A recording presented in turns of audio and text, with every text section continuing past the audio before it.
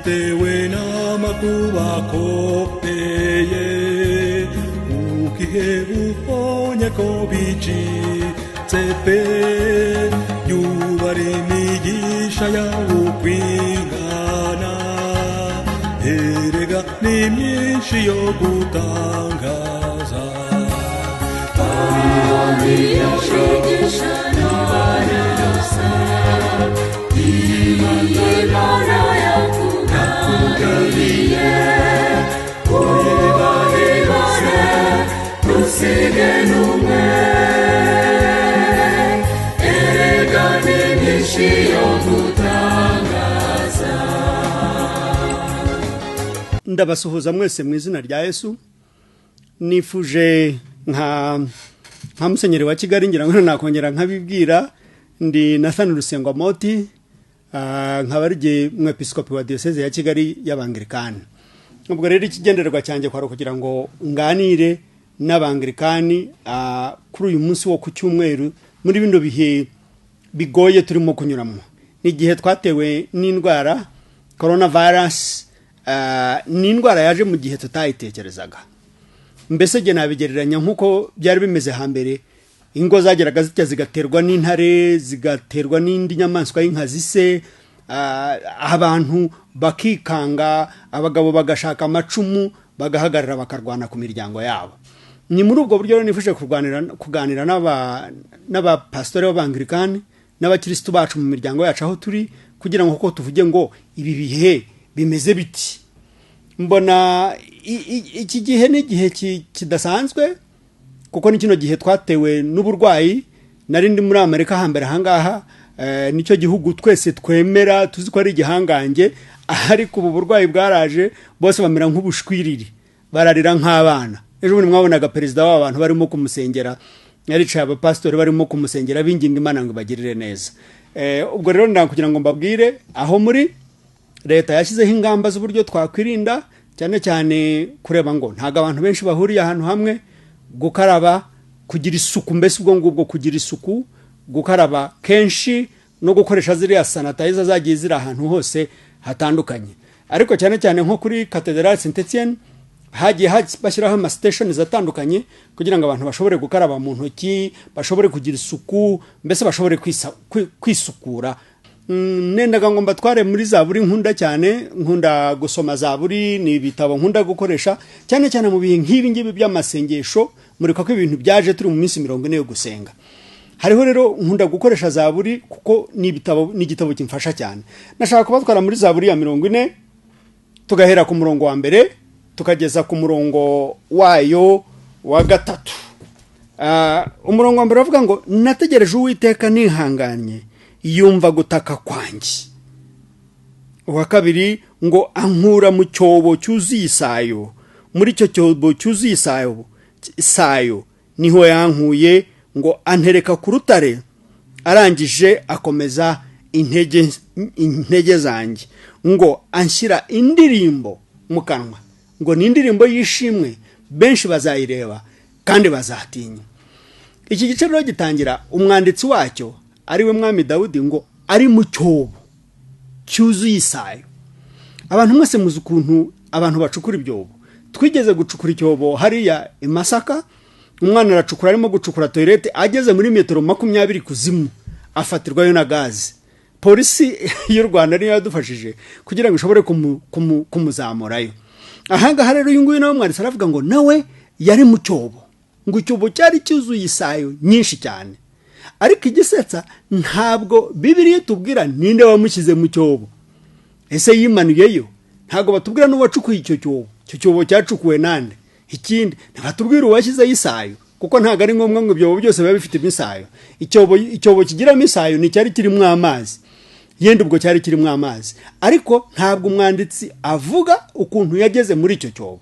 Nuko atangira umurongo wa mbere avuga ati nategereje Uwiteka yumva gutaka kwanjye ankura mu rwobo.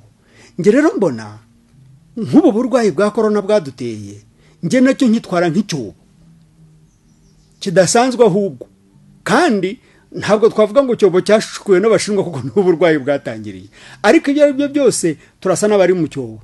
Ngira ngo mwahoze mureba ingamba minisante yashyizeho ingamba za local government, ingamba zo twego bakuru b'amatorero turimo gushyiraho kugira ngo umunyarwanda ashobore kubaho kandi ashobore kunyura muri bihe bibi. Ibihe bibi bijya biza kandi ntabwo ariyo bigitangira kuza, ariko kera abantu bihanganaga banyuraga mu bihe bibi. Hari igihe cyo mu Rwanda hateraga inzara, ngira ngo mujya mwumva inzara za Ruzagayura n'iki, ariko nanone umuntu utarihanganaga yarahemukaga muri iyo nzara. Ibi bihe turimo rero by'iyi ndwara biradusaba kugira ngo abanyarwanda bige kwihangana, duhindure uko twajyaga tubaho. Icyambere baravuga ngo twinywere kuri kwa kundi kutunywere ku muheho umwe, nsomya nanjye reka nkusomye, mwese mugasangira. Icyo gihe umuryango uragenda. Bakavuga ngo ni hagati yanyu ni mwihemwo metero muvugana, ikindi mwifatana mu ntoki, ahubwo ni murebe uko muramukanya. Ibyo byose rero biradusaba kugira ngo twumvire aya mabwiriza, tumenye uko twifata. Ahangaha rero n'umwanditsi wa Zaburi akavuga ngo nagize gutya nisanga mu cyobo, kandi ngo ntabwo cyari icyobo gusa, ahubwo cyari n'icyobo cyuzuye isayo.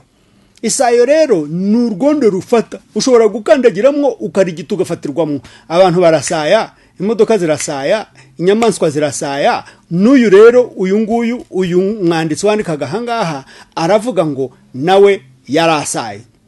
Iyo uri mu cyobo ugafata ucya ku ruhande, iyo ufashe ku ruhande gutya ufata ku cyobo, wafata imbere yawe gutya ugafata ubutaka kuko buri mu cyobo, wafata inyuma nibyo. Ngo nuko kuntu uyu muntu niko yari yabaye, yisanze ari mu cyobo kirekire koko, kandi ngo atakwikuramo, abura ukuntu avamo. Ariko niyo umuntu ari mu cyobo, nubwo ubu ngubu coronavirus mubona yatuzengurutse ahantu hose, haracyari ibyiringiro. Ibi byiringiro bizira mu murongo wa 2 ngo Uwiteka yumva gutaka kwanjye, ngo arangije ankura mu cyobo. Umuntu uri mu cyobo ntakurwamo n'uri mu cyobo, ahubwo akurwamo n'uri hejuru y'icyobo. Natwe iki cyobo turimo cy'iki cyorezo nta wundi muntu watuvanamo, turakurwamo n'Imana. Turakurwamo n'Imana. Nabonye abantu benshi barimo kugerageza imiti, barimo gushaka inkingo, buri muntu wese arimo gushakisha. Ni muri cyo dusenge kugira ngo Imana idushoboreshe kuva aha hantu, kandi ngewe mbona twahava, cyane cyane abanyarwanda. Impamvu zatuma tuhava niziye: igihugu cyacu cyamenye ko iyi ndwara izatera, kiritegura. Naratangaye ejo bundi tugeze kuri aeroport hambere ahangaha, ukuntu nasanze abantu biteguye. Ugeze kwa muganga, abaganga bariteguye. Hari iyo myanya yagiye ishyizweho, umuntu ugize ikibazo hamagariza inomero, murazizi 114.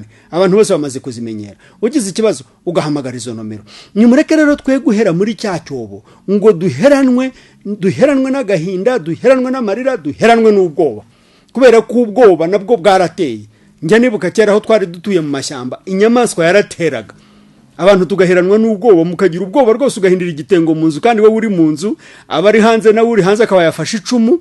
N'iki ngiki nacyo iki kiza cyaduteye nuko nguko.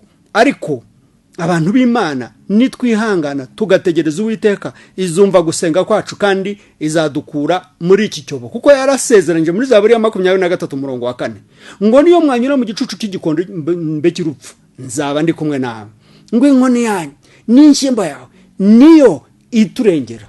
Rero ahangaha ntabwo Uwiteka rwose azigera atureka n'umunsi n'umwe. Umurongo wa 3 w'iyi Zaburi iravuga ngo yashyize indirimbo mu kanwa kanjye. Ntabwo Imana yakuye Dawidi mu rwobo gusa ngo nimara kumukuramo imite mukera gataho ngaho, oya, ngo yamukuye mu cyobo, ngo arangije ngo amutereka ku rutare. Imana yacu ni Imana y'igitangaza. Igukuye mu cyobo ntabwo iguta mukera gati cyangwa ngo kushyire mu nzira, oya, igushyira ahantu ho yizeye kandi hibona hakomeye. Ngo yamukuye mu cyobo, ngo irangije ngo imutereka ku rutare. Ntabwo yamuteretse ku rutare gusa, ahubwo ngo yararangije ngo ikomeza n'intege ze, kuko intege ze zari zamaze gutentebuka. Yacitse intege, yagize ubwoba, atazi icyo gukora. Ngo Uwiteka akomeza intege ze. Ntabwo ngo yakomeje intege ze gusa, ibyo ntibyari bihagije, ahubwo ngo yarangije amuhana indirimbo. Iki cyorezo cyateye tuzakinyuramo, nitumara kukinyuramo Uwiteka azaduhana indirimbo nshya. Kuko uyu mwanditsi ngo Imana yamuhaye indirimbo ngo kandi ngo iyo ndirimbo ngo yari indirimbo nziza cyane, avuga ati benshi bazayireba, nibamara kuyireba bazatinya ndetse bahimbaza Uwiteka. Ntabwo rero yari indirimbo yumvikana gusa, kuko hari indirimbo twumva mu majwi, ahubwo ari n'indirimbo iboneka, abantu bakareba bakavuga ati uriya Uwiteka yamugiriye neza. Igihe kizagera abantu b'Abanyarwanda bavuga ati Abanyarwanda Imana yabagiriye neza, yarabacunguye, yarabakijije. Hari igihugu ejo bundi numvise kirimo kuvuga ku Rwanda ngo niko babaye buri gihe ibiza n'iki byose, buri kintu kibi cyose niho gitangirira. Ariko gihe ntabwo ntekereza ko ari uko nguko tumeze, ntabwo ariko tumeze, ahubwo nuko twiteguye. Ikindi cyaka nuko turi abanyakuri, ikibaye turacyemera, tukicara nk'abagabo tukagifatira umuti. Nge rero nkabamvuga ngo ni mureke twiringire Uwiteka muri iyi minsi, dusenge, dukomeze, kandi twiringire Uwiteka ariko tunihangane, dushyiremo kwihangana, dushakishe Uwiteka ngo twihanganye. Azumva gutaka kwacu kuko ari hafi yacu, ntabwo ari kure yacu. Azumva gutaka kwacu kandi azaduterura, adukure hano hateye ubwoba, adutereke ku rutare, narangiza akomeze intege zacu rwose azikomeze, adushyire n'indirimbo mu kanwa, ibi indirimbo yishimwe ku Mana yacu, kandi benshi bazayibona, tuzabaha ubuhamya, ariko iyo ndirimbo bazaba banayireba. Murakoze cyane rero, Imana ibagirire neza, mwihangana muri bino bihe bigoye, kandi dukomeza gusenga. Muri Diocese ya Kigali twashyizeho uburyo butandukanye bwo gusenga, turimo gusengera mu ngo zacu, ariko kandi nanone tufite coordination yacu ku bapastore bacu. Abantu benshi ndabinginze nimushobore kuvugana n'abapastore banyu ku matelefone, bababwire gahunda. Nko kuri Cathedrale Saint Etienne kuko niho nkunda gusengera, ho nzi ukuntu biteguye, habaho amasengesho buri mugoroba, hari ikigisho banyuzaho. Bafite line ya YouTube, iyo line mwese nimushakisha Pastor Mutabazi, Aneti cyangwa Diaro cyangwa n'abari abana bose bakora muri Cathedrale cyangwa n'abandi bakristo bacu bari mu makorari n'ahandi, barabereka iyo channel ya YouTube. Kindi cya kabiri, bashyizeho umurongo w'amaturo w'abantu batura, batanze konte yabo, uburyo ushobora gutura uri wawe mu rugo kugira ngo umurimo w'itorero ryawe ushobore gukomeza. Ndumva rero mwagera ku maparuwase yanyu na Remera nuko nguko, n'ayandi maparuwase yose yabaye muri Diocese ya Gasabo ndetse no mu Rwanda hose bariteguye. Nimwagira abapasitore banyu barabwira icyo gukora. Murakoze cyane, reka dusenge. Turagushimye cyane Mwami Mana yacu, uri Imana igira neza, umuco wawe ngo nukugira ibambe. Kuvana kera abantu babo bahuraga n'ibibazo, baba ari Abanyarwanda cyangwa muri Bibiliya, bahuraga n'ikibazo bagasenga, bakinginga Imana, kandi Imana ikumva gutaka kwabo, ikabababarira, ikabashyiriraho inzira. None Mana nawe wumve gusenga kwacu muri iki gihe duhanganye n'iki cyorezo tubona cyahagaritse ubucuruzi, cyahagaritse ingendo, cyahagaritse imiryango. Bamwe bari batunzwe no kugenda bagatungwa n'amaguru yabo, none bose bagumye mu mago, ariko tuzi kuri Imana uri kumwe natwe.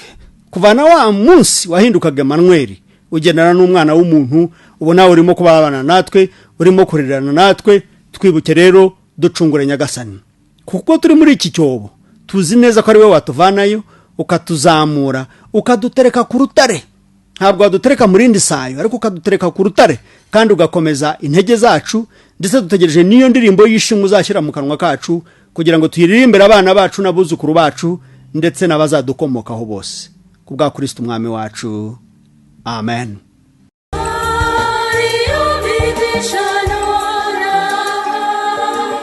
Imana